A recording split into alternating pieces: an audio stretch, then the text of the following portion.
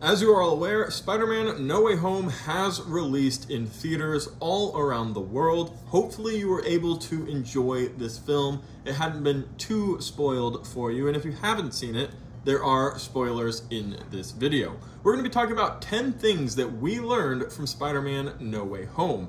And there were a lot of different details, intimate details and big details that we can take away to further gain knowledge about the MCU, about Spider-Man, and about our other favorite spiders who were involved in the film. Now, we're going to go through these 10 because I think they were particularly important, and they do include things from the post-credit scenes, details that other Spider-Man divulged, and a lot more about the future of the MCU, and in particular, Doctor Strange. So stay tuned while we go through the top 10 things we learned from Spider-Man No Way Home. Hey everybody, how's it going? Welcome back to Cosmic Culture, the channel where we talk about all major movie and television news, theories, breakdowns, and much, much more. I'm your host, Chris, and consider subscribing to the channel and turning on that notification bell if you love to stay up to date on all major movie and television news, as well as details from Spider-Man No Way Home. This movie was ginormous, and it's only going to continue to grow, so we'll be continuing to dive deeply into our breakdowns about what very well may become the biggest movie of all time.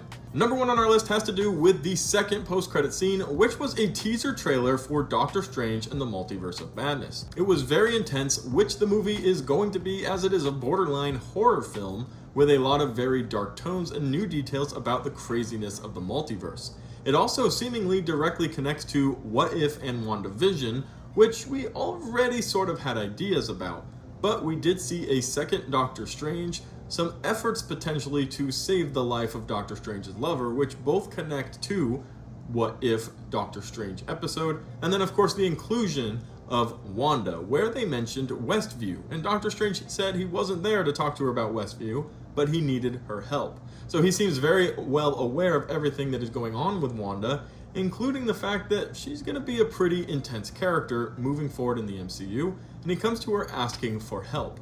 There was also dialogue from Wong about how this was all his fault, and it seemingly stems directly from what happened in Spider-Man No Way Home.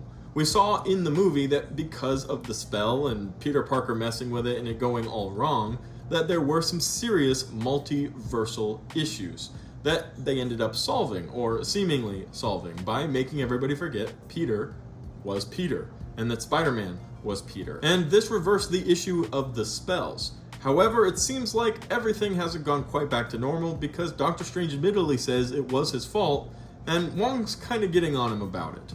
Can't wait to see this movie. Hopefully we'll be getting a full trailer within the next couple of weeks or months, and we can really get an idea of what the plot for this film is going to be, but the teaser trailer was fantastic. Number 2, we learned that Venom was brought into the MCU by the same spell that brought all of the other villains. This was Doctor Strange's spell trying to help everybody forget that Peter was Spider-Man. However, this does have a little bit of a confusion to it. How does Venom get brought over by this spell? Because Doctor Strange explained that this spell brought everybody over who knew who Peter Parker was. However, Venom had never met Spider-Man in his world or in any world that we're aware of, and it does cause a little bit of confusion as to what the importance of Venom is moving forward with Peter Parker. But we learned in the post-credit scene the exact same force that brought him there sent him back. At the same time, we saw that white glittery returning to his universe. And that is the evidence we need to know that Doctor Strange sent him back, but we saw the symbiote stayed. My understanding and my argument for how Venom didn't know Peter is that when they saw Peter, Venom had an attachment to him. Now, this is directly from the comics, as Venom pairs very nicely with Peter Parker, enabling him to become, the dark suit Spider-Man. And overall, there is some type of combining force that draws Venom to Peter. I think this might be the reason he was able to be translated to everybody who knows Peter, because Venom does have that connection to Peter, and he's going to make his way over to Peter eventually, where we will start to see some crazy Spider-Man Venom MCU collaborations, which I'm very excited for. Number 3, Ned is magic. Now this was a plot leak we actually covered here on the channel a few weeks ago, talking about how Ned was going to bring the other two Peters into the story. Now, when we talked about it, our understanding was that he was going to grab them from their dimension. However, we learned in the film they were already here from Doctor Strange's spell. But using his magic, he was able to find them, bring them to his house with MJ, and they were able to find Peter and help save the day. It was an amazing cinematic moment when the two of them walked through the portal, and I will remember it forever. However, it is important that Ned is magic for a few reasons. Number one, I don't feel like they would have introduced that just for him to bring the other Peters in. They easily could have had them come find our Peter Parker or other means of him making their way to the story. They chose to use Ned, and they chose to use him several times as a wizard because I think they're setting up something in the future. I personally didn't want him to be Hobgoblin. I don't think the character matches that, and I think we've seen it already enough. We don't need to see it again. Why not take Peter's best friend and turn him into a different character? Potentially, somewhere down the road, even a Sorcerer Supreme. Since he was able to open portals of pretty intense magnitude without any training whatsoever, we can assume he's a very, very powerful wizard, and he has high capability. But we're going to talk a little bit more about the Sorcerer Supreme in just a second. I think Ned becoming a wizard means we will be seeing him down the line, which means we'll probably see MJ as well. I think a big question we have at the end of the movie when Peter decides not to remind MJ that they're together and that Ned is his best friend, a lot of people are wondering, are they done, or are we not going to see them anymore? The assumption is Peter's going to go to the same college as them, they're going to interact, and eventually they're going to remember.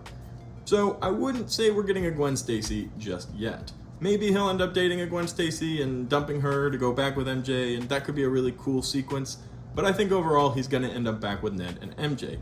And that's because they showed all of the sorcery and magic powers that will be important down the road.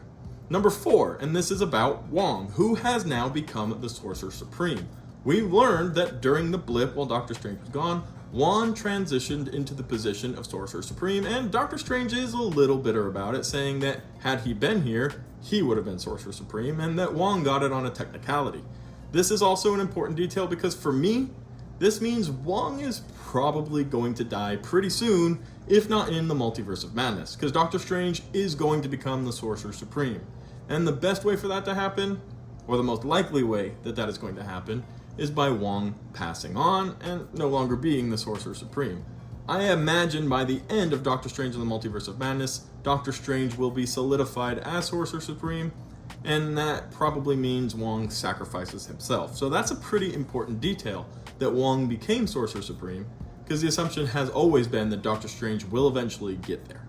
Number 5 on the list of things we learned in Spider-Man No Way Home is an important one for me, because I was in the continual unawareness or unsureness of whether it was Spider-Men or Spider-Mans. And this was confirmed. Spider-Man is a title.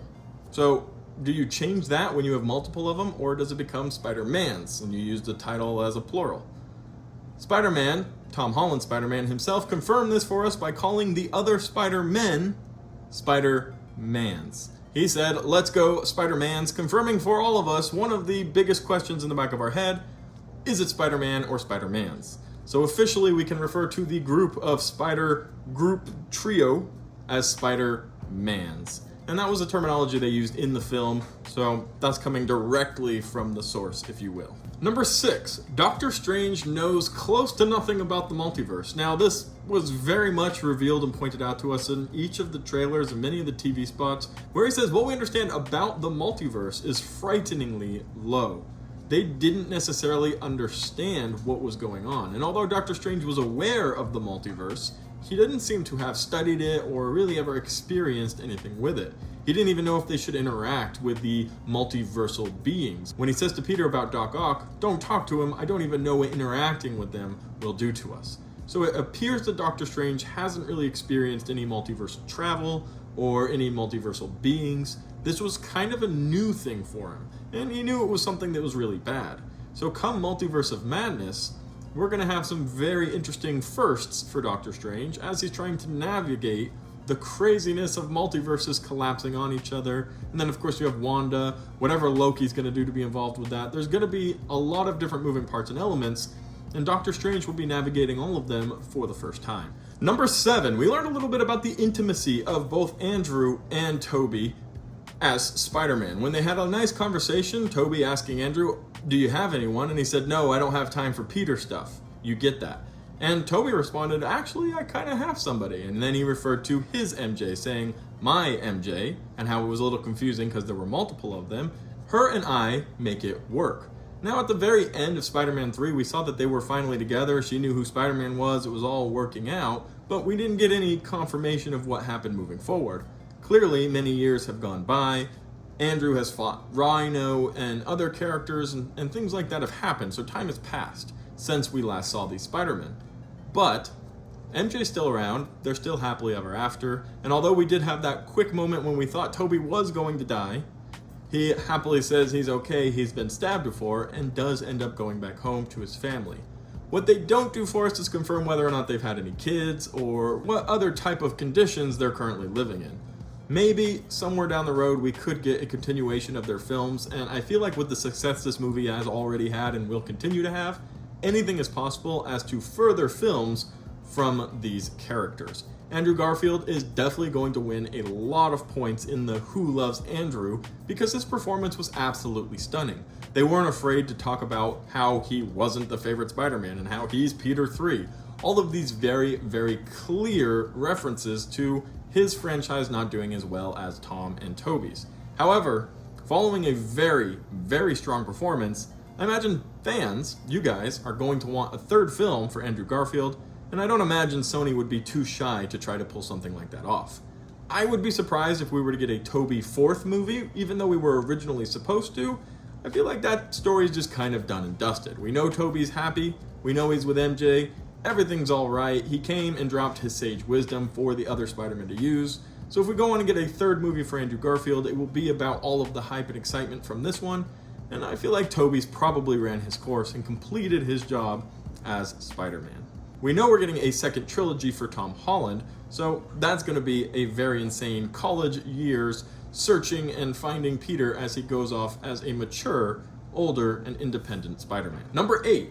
Now this one doesn't have all of the details, and I'm taking a little bit of assumption and inferencing from what we saw in the movie. And I don't think Peter ever met his Uncle Ben. Now, whether there was no Uncle Ben or whether he died before Peter was in the picture obviously isn't clear, so let's just go off of the assumption that there never was a Ben. This is given to us by the information that the other two Spider-Men got the great power comes great responsibility line from their Bens. But Peter got it from Aunt May, who subsequently, like Ben, died right after. There are important details to how eternity and fate and different things have to happen for a continuation of the universes. And this is kind of clarified when one of the Peters says to Tom, maybe she didn't die for no reason. Because Peter's upset that May died. He blames himself. He says she died for no reason. However, she did hit him with the ever important and required great power comes great responsibility line, teaching Peter the most important lesson, that being selfless and allowing his powers to help other people is his job. And that's something that May was definitely installing in him the entire time. But through all the suffering and the pain that all Spider-Man must feel of the loss of a loved one due to them causing some type of accident, we know Peter is going to grow into the Peter Parker he needs to become. And that's the important thing that happens across all multiverses. However, Peter didn't seem to have a Ben. Prior to this, we assumed the whole regular storyline played out, that Peter did have a Ben and he just died and we never saw it, that Peter got bit by a spider, the whole intro to Spider-Man that the MCU never gave us. However, it now seems apparent that he didn't get that sage advice until just now, after having already saved half the universe with the Avengers and many other things that he's gone through as Spider-Man. So further down the road, when he gets this advice from Aunt May instead of Ben, we see he gets to jump a few years of maturing as Spider-Man as he gets crazy, crazy cool information from the other two who've already lived it and gone through the hate and the anger and the existential crisis that stopped them from being Spider-Man. I personally thought at the end of this movie, Peter was going to hang up his suit and take a few years off because of the upset, the anger, the hurt, the pain of losing loved ones, and all of the issues that he caused because of his immaturity. However, at the very end, we saw he's still going. And even though he left MJ and Ned because he feared for their safety, he's still good enough to go and be Peter Parker and be Spider-Man at the same time. This is important This shows that through the course of this film, he was able to rapidly mature years beyond what he probably should have done, because every Spider-Man has to go through the "I'm not good enough to be Spider-Man" phase. However, Peter Parker, Tom Holland, might end up skipping that altogether, and we might just get straight into some really cool second trilogy storylines. Number 9. Now this one is just a huge fan excitement moment for me. Peter got an extremely awesome comic book accurate suit at the end of Spider-Man No Way Home. There's a cool image of it right here if you haven't seen it, or if you just want to see it again. The very bright, almost sparkly blue with the nice deep red. The classic suit looks awesome. He never really had a classic suit. He had his homemade suit, and then he had a Stark suit, and then he had an Iron suit, and then he had another Stark suit. He's had some pretty intense suits, but now that he doesn't have access to Stark technology, he pulled out the old sewing machine and put together a classic Spider-Man suit of his own. It was awesome seeing Tobey and Andrew suits again, also classic handmade suits, but Tom Holland never really had one. But towards the end of Spider-Man No Way Home, like I mentioned, without the ability to go and fabricate a super complicated advanced AI suit with Stark technology, he made his own, and it looks awesome. It very well might be my new favorite Spider-Man suit, live action Spider-Man suit of all time. And like I also just mentioned in the last point, it was good to see that he's still swinging around and being Spidey, and he hasn't allowed existential crisis and the loss of loved ones to hold him back from doing what's right for a friendly neighborhood Spider-Man. My assumption is we will be seeing this suit again in the opening scenes of the next trilogy, or wherever Peter might pop up in the MCU along the way. Although, it is my personal opinion that we will not be seeing him again until we get the first episode of his new trilogy. There are no Avengers at the moment, there are a lot of other characters to explore, so my personal thoughts are we won't be seeing Spider-Man for a little bit of time. And number 10, there were no Avengers outside of this timeline, at least that we're aware of. I'm sure somewhere in the vast infinity of the multiverses, there was a timeline where the Avengers, Iron Man, Captain America all existed. But Andrew Garfield and Tobey Maguire, they didn't know who the Avengers were. But there's more. Venom in the post-credit scene was talking to the bartender and to Venom, saying, so this entire world is just full of superheroes. Talking about the Man of Tin, Iron Man, and the big green guy that smashes, Hulk. These characters, these superheroes, were completely new to him. So that's potentially 3 different universes that had never heard of Iron Man or Hulk or the Avengers. That's a big deal, and I'll tell you why. We know that the MCU is the sacred timeline. We know that in Multiverse of Madness, we're going to be visiting a ton of different timelines, potentially timelines with mutants, different characters. We learn in this moment that the multiverse is not just a copy with different characters in different forms. Oscorp didn't exist in the MCU, and Osborn himself confirmed that for us when he said somebody's living in my home and Oscorp doesn't exist. So every multiverse, although in some form or another a copy, do not share the exact same characteristics. The Avengers, Oscorp, Venom, they don't all have these characters. It seems like the MCU, the main timeline, doesn't have Venom or symbiotes. That's why they had to bring one over from a different multiverse. So as we dive into Multiverse of Madness, we're going to be seeing some completely different worlds, some completely different dimensions where things aren't the same at all. If the Avengers don't exist in every multiverse, well, that very well means that things we are unfamiliar with, like the X-Men, the Fantastic Four, characters we haven't met but are dying to see, will exist in other multiverses, but not in the main MCU timeline. And who knows who gets left in the main MCU timeline after Multiverse of Madness. It's going to be a crazy movie, and I am just beyond stoked for what that is going to create in the MCU, but it is an important detail that different characters exist in different locations around the multiverse, like the Avengers not existing in Tobey or Andrew's timeline or Venom's timeline. So, a lot of different things for us to take away from Spider-Man No Way Home. These were the 10 that popped into my head.